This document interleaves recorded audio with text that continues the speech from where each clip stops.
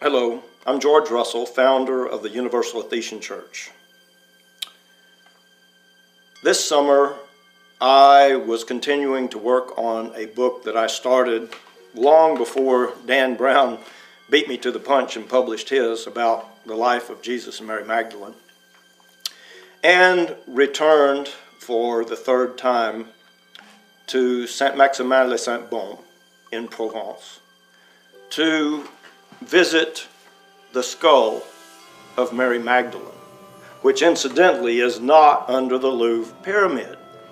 It has been at Saint-Maximin-les-Saints-Baumes for about 2,000 years now.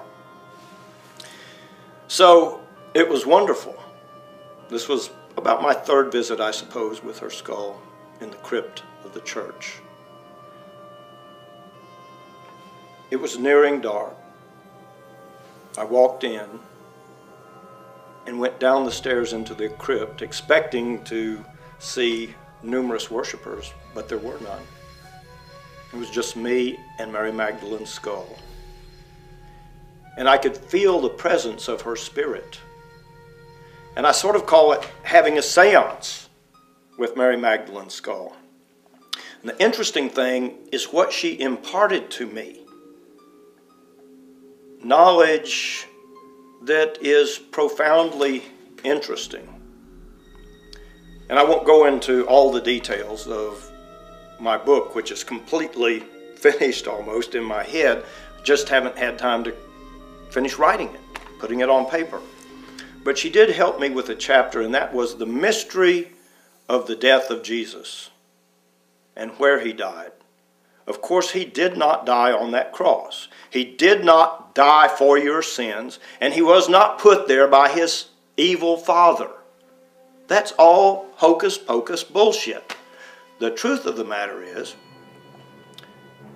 Jesus somehow made it to Provence after the crucifixion. He was crucified, didn't die.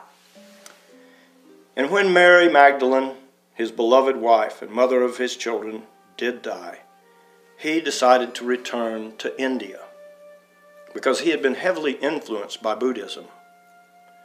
And so he walked all the way to India, to Kashmir, where his tomb exists to this day. But it is his death itself that was revealed to me by my seance with Mary Magdalene's skull. He had also been influenced by Zoroastrianism. And Zoroastrians believed that for your soul to return to the universe, it is necessary that you're consumed by vultures.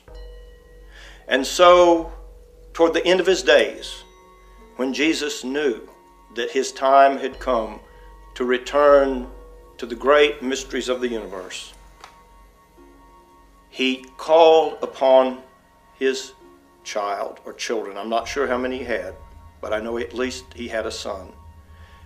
And he asked that the seeds of hundreds of species of wildflowers be brought to him for his Last Supper.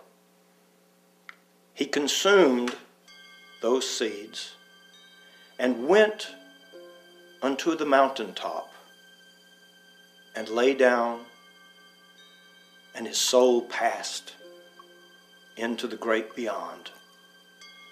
The vultures came, and the first thing that vultures do is they go for the softest parts. They go for the eyes, the lips, you might not like this, the anus. They rip open the belly tissue. And what those vultures did was they consumed the contents of Jesus' stomach and flew all over Kashmir, depositing myriad species of wildflowers over the mountains. And that is how Jesus wanted his body to return to the earth, in the glory of God's holy creation.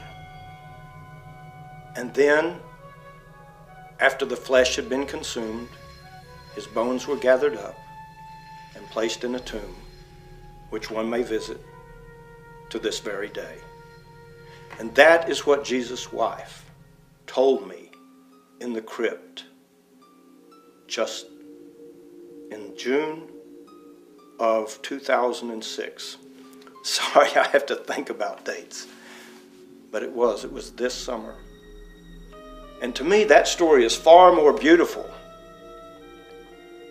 than a hateful, evil father condemning his own son to death, causing him to be nailed up on a cross and die. He didn't die for your sins. By God, you're responsible for your own damn sins. Get over it. Thank you.